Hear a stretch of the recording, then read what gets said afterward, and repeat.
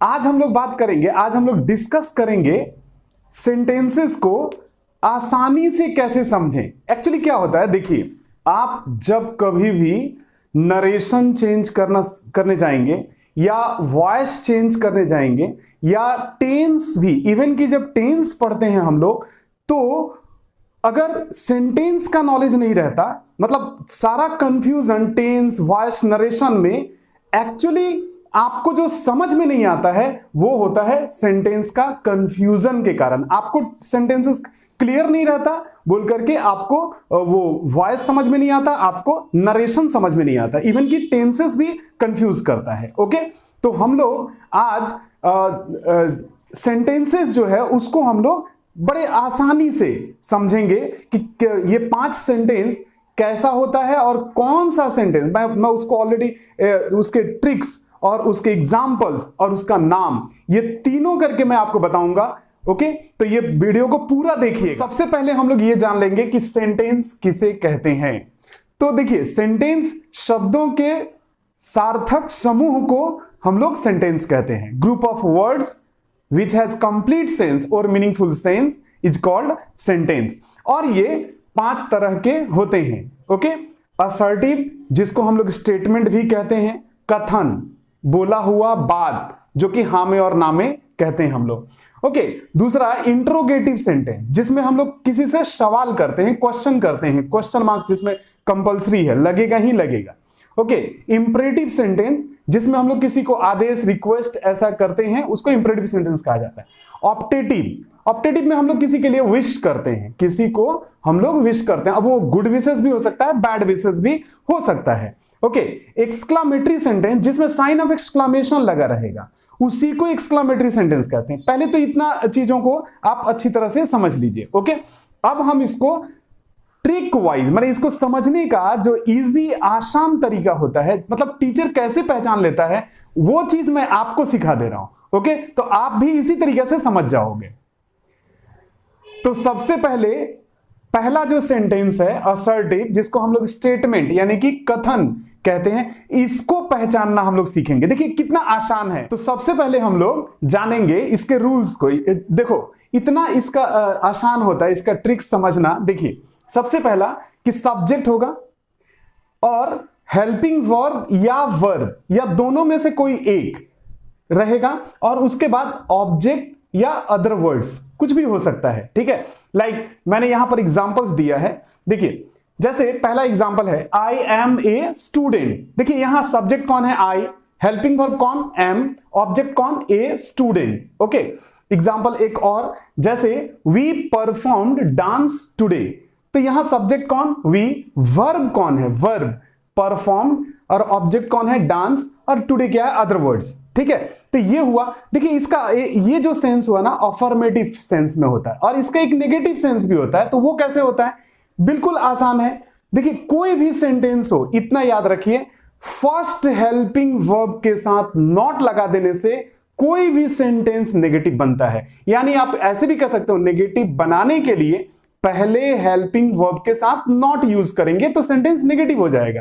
कोई भी सेंटेंस, कोई भी टेंस हो, जैसे सब्जेक्ट, यहां हेल्पिंग वर्ब, देन नॉट, उसके बाद जो रहता है, जो भी वर्ब, ऑब्जेक्ट, अदर वर्ड्स जो रहता है वो सब उसी में मतलब यूज करते हैं। ओके, जैसे मैं एग्जांपल यहां पर दिया, you do not read this book. देखिए डू है ना, डज, डीड है ना, is, am, are, was, were, ये सब क्या है, हेल्पिंग वर्ब से ऑक्सिलरी वर्ब जिसको हम लोग बोलते हैं।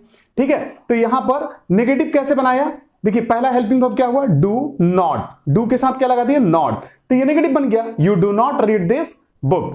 फिर नेक्स्ट एग्जांपल, जैसे they were not playing the game. यहां पर क्या है, सब्जेक्ट कौन है, दे, हेल्पिंग वर्ब वेयर, और नॉट उसके साथ वर्ब के साथ आईएनजी, ये तो अकॉर्डिंग टू टेंस चलेगा, तो we are not playing the game. इस तरह का सेंटेंस को हम लोग असर्टिव सेंटेंस या स्टेटमेंट कहते हैं। अच्छा, अब हम लोग बात करेंगे second sentence, that is interrogative sentence के बारे में। इंट्रोगेटिव सेंटेंस जिसमें क्वेश्चन मार्क्स लगा रहता है, मतलब जिसमें हम लोग क्वेश्चन करते हैं, किसी से सवाल करते हैं, उसको हम लोग इंटरोगेटिव सेंटेंस कहते हैं, जिसमें हम लोग क्वेश्चन करते हैं किसी से। जैसे इसके जो रूल्स है, पहले इसके ट्रिक्स को समझिए, कैसे आप पहचानोगे। वो जो पहचानने का जो ट्रिक्स है ना, वो जरा देखिए। मैं ट्रिक्स की बात कर रहा हूं, रूल्स की बात कर रहा हूं। देखिए, सबसे पहले बात कि इंट्रोगेटिव बनाने के लिए सब्जेक्ट से पहले, मतलब सबसे पहले हेल्पिंग वर्ब का यूज होता है। सी, मैंने यही लिखा है, हेल्पिंग वर्ब देन सब्जेक्ट, उसके बाद जिस सेंटेंस में जो रहेगा वो सब हम लोग उतार देंगे, और लास्ट में फिर क्वेश्चन मार्क्स हो जाता है। और जैसे will you help me, will you help me, आप देख रहे हैं हेल्पिंग वर्ब बाहर है, विल, सब्जेक्ट है यू, हेल्प वर्ब है, और मी है ना, लास्ट में क्वेश्चन मार्क। जैसे विल यू हेल्प मी, जैसे हेल्पिंग वर्ब पहले विल, सब्जेक्ट यू, और वर्ब क्या है, हेल्प, और मी ऑब्जेक्ट है, तो क्वेश्चन मार्क्स हो गया। आर यू गोइंग देयर, है ना, हैव यू डन दिस, तो ये जो सेंटेंसेस है हेल्पिंग वर्ब से बनता है। एक और रूल्स है कि हेल्पिंग वर्ब हम लोग बाहर निकालेंगे सब्जेक्ट के साथ नॉट, मतलब इसी का नेगेटिव बनाने के लिए क्या होता है, सब्जेक्ट के साथ नॉट लगा देते हैं और हेल्पिंग वर्ब बाहर आता है। जैसे does she not go there, does है ना, बाहर आ गया, सब्जेक्ट से पहले आ गया, और सब्जेक्ट कौन है, सी, नेगेटिव के लिए नॉट लगाया हमने, हेल्पिंग वर्ब के बाद not. Does she not go there, will you not help me, are you not going to school, question marks. तो ऐसे हम लोग नेगेटिव में क्वेश्चन करते हैं। अच्छा, दूसरा है, नेक्स्ट है WH वर्ड्स। अच्छा, WH वर्ड्स 9 WH वर्ड्स होते हैं, पता है आप लोगों को अच्छी तरह से, है ना, who, whose, whom, where, when, why, which, what, how, ये 9 WHs होते हैं। इससे जो क्वेश्चन किया जाता है वो भी इंट्रोगेटिव सेंटेंस ही कहलाता है। जैसे where shall we meet again, where WH है, लास्ट में क्वेश्चन मार्क्स लगा दिया। How are you, what are you doing here, ये सब जो क्वेश्चन हुआ ये WH का इंट्रोगेटिव सेंटेंस या इंट्रोगेटिव WH क्वेश्चन कहलाता है। और एक होता है टैग क्वेश्चन। अच्छा, टैग क्वेश्चंस क्या होता है, देखो आप हम लोग क्या ना, कभी कभी एक टैग क्वेश्चन क्या होता है, हम लोग एक स्टेटमेंट देते हैं और लास्ट में क्वेश्चन करते हैं, लास्ट में।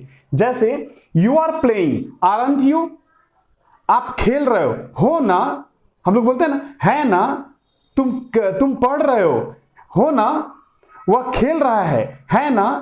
अच्छा, वो जा रही थी ना, तो वो लास्ट में है ना, थी ना, है ना, उसी को हम लोग मेन जो सेंटेंस होता है उसी का क्वेश्चन कर देते हैं, आरंट यू, है ना, इजंट ही, वाजंट सी, ऐसे करके हम लोग लास्ट में क्वेश्चन करते हैं। और इस तरह का सेंटेंसेस को हम लोग इंट्रोगेटिव सेंटेंस कहते हैं। तो थर्ड सेंटेंस जो है वो है इंपरेटिव सेंटेंस, जिसको हम लोग आदेशात्मक वाक्य कहते हैं, जिसमें हम लोग क्या करते हैं, किसी को ऑर्डर करते हैं, रिक्वेस्ट करते हैं, सजेस्ट करते हैं, एडवाइज करते हैं। तो इस तरह के सेंटेंस को ही इंपरेटिव सेंटेंस कहा जाता है।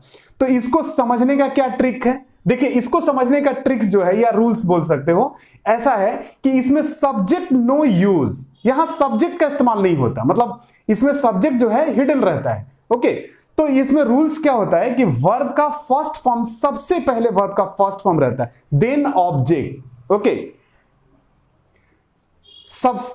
सबसे पहले वर्ब का फर्स्ट फॉर्म रहता है, देन ऑब्जेक्ट। ओके, और नेगेटिव के लिए डोंट वर्ब का फर्स्ट फॉर्म देन ऑब्जेक्ट होता है, या डू नॉट, डोंट या डू नॉट बोलते हैं, और उसके साथ वर्ब का फर्स्ट फॉर्म देन ऑब्जेक्ट होता है। इसका एग्जांपल देंगे तो समझ में आ जाएगा। जैसे चेंज द टॉपिक, हम लोग बोलते हैं ना चेंज द टॉपिक, तो चेंज क्या हुआ, वर्ब का first form, the topic object है। नेगेटिव सॉरी, और एक सेंटेंस जैसे हम लोग रास्ते में भी देखिएगा, कहीं कहीं पर हम लोग पढ़ते हैं, है ना, obey the traffic rules, traffic rules मान के चलो, है ना, तो ये ओबे क्या है, वर्ब का फर्स्ट फॉर्म, और द ट्रैफिक रूल्स क्या है, ऑब्जेक्ट। ओके, नेगेटिव में, नेगेटिव के लिए जैसे डोंट डिस्टर्ब मी, या आप यूं भी कह सकते हो डू नॉट डिस्टर्ब मी, है ना। और जब किसी को रिक्वेस्ट करना होता है ना, तो हम लोग क्या करते हैं, please sit down here. Okay, अगर किसी को एडवाइस देना होता है तो हम लोग क्या बोलते हैं, वॉक इन द मॉर्निंग, है ना, टेक दिस मेडिसिन, है ना। इस टाइप का जो सेंटेंसेस होता है वो इंपरेटिव सेंटेंस ही कहलाता है, एकदम आसान है। नेक्स्ट जो है ऑप्टेटिव सेंटेंस, जिसको हम लोग इच्छा सूचक वाक्य बोलते हैं। इच्छा सूचक वाक्य, ऑप्टेटिव सेंटेंस। अच्छा, इसमें हम लोग किसी के लिए विशेस करते हैं। अच्छा, विश कुछ भी हो सकता है, बैड विशेस भी हो सकता है, गुड विशेस भी हो सकता है। जब गुड विशेस होता है तो कैसा, उसी को हम लोग अफर्मेटिव सेंटेंस कहते हैं। जैसे, अच्छा, इसका पहचान कैसे करेंगे? इसमें ना मे वर्ड से शुरुआत होता है ना। हालांकि मैं एक और एग्जांपल देता हूं यहां पर तो आपको समझ में आ जाएगा। मे गॉड ब्लेस यू, भगवान आपका रक्षा करें। मे गॉड ब्लेस यू, आप ये बोल करके किसी को क्या कर रहे हैं? विश कर रहे हैं, है ना। जैसे मे यू बी हैप्पी, भगवान करे आप खुश रहें, है ना। तो ये क्या हो रहा है? हम लोग किसी के लिए विश कर रहे हैं, गुड विशेस कर रहे हैं। अच्छा, कभी कभी हम लोग नेगेटिव यानी कि बैड विशेस भी करते हैं, है ना। मतलब बद्दुआ देते हैं या श्राप देते हैं, है ना। तो वो कैसे लिखा जाता है? जैसे मे सी नॉट सक्सेस, भगवान करे वो सक्सेस ना हो, है ना। हालांकि ये नहीं बोलना चाहिए। ओके, अच्छा, कभी कभी कोई सेंटेंस ऐसा होगा जिसमें नॉट नहीं लगा है लेकिन उसका सेंस नेगेटिव है, इसलिए वो ऑप्टेटिव का नेगेटिव सेंटेंस ही कहलाएगा। लाइक मे यू डाई, भगवान करे आप मर जाओ। तो लेकिन ये है, नॉट नहीं है, मगर इसको हम लोग नेगेटिव सेंस में ही लेंगे, इसको कर्ष के रूप में ही इसको लेंगे। ये ब्लेसिंग्स या विश या प्रेड ये सब नहीं है, ये कर्ष है। ओके, तो इसको हम लोग, हालांकि ये भी ऑप्टेटिव सेंटेंस है, लेकिन जैसा कि मैंने कहा कि मे सामने रहने से ही वो मतलब ऑप्टेटिव सेंटेंस बनता है, ये हमेशा संभव नहीं है ना। अगर मैं हम लोग बोलते हैं ना, मे आई कम इन, देखिए यहां पर हमने मे आई कम इन सर या मैडम ऐसा हम लोग बोलते हैं।